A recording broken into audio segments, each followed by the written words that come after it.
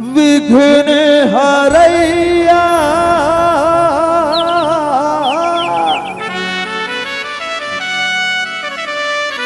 तो कही थे लंबोदर गणरा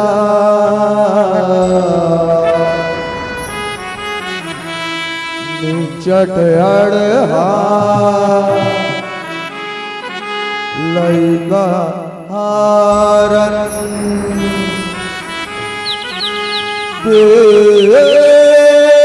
लगा दे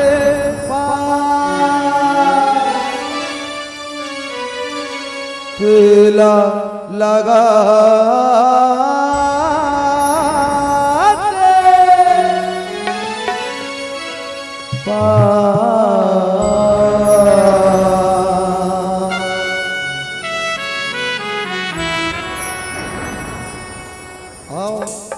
राम कथा में जुड़ी ओकर ले पहली निवेदन करूं एक बार आप और हम जुड़ जान जोरदार जयकारा दोनों हाथ ऊपर उठा के प्रेम से बोल लंबोदर महाराज की जय।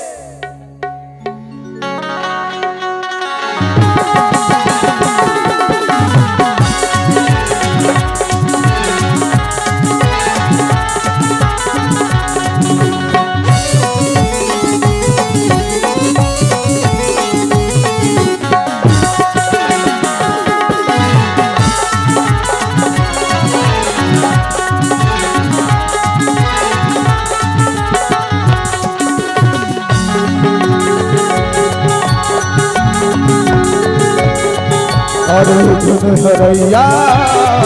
मोरे गणपति देवा विघ्न हरैया मोरे गणपति देवा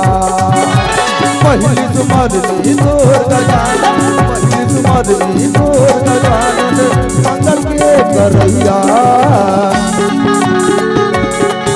अरे विघ्न हरैया मोरे गणपति देवा विघ्न हरैया मोरे गणपति देवा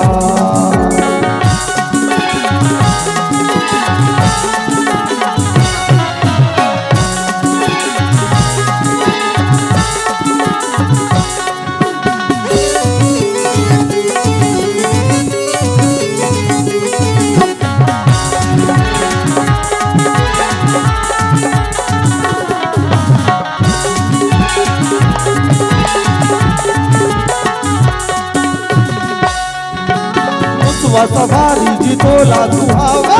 भोगे भोगे हथोला का भाई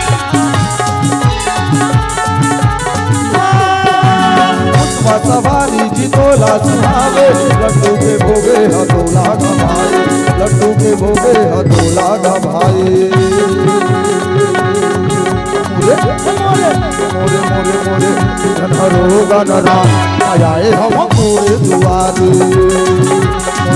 गणहरो गणराज आए हम पूरे दुआरे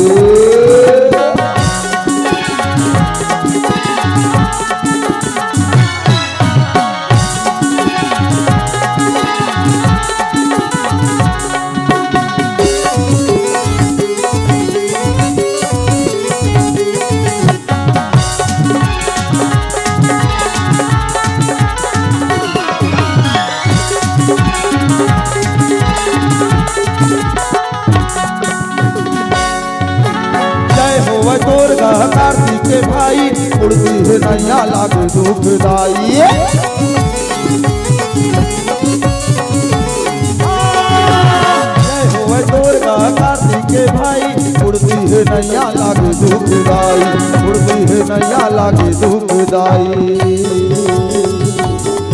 मोरे मोरे मोरे मोरे मोरे मोरे मोरे गणहरो गणराज आए हम पूरे दुआरे मोरे गणहरो गणराज आए हम पूरे दुआरे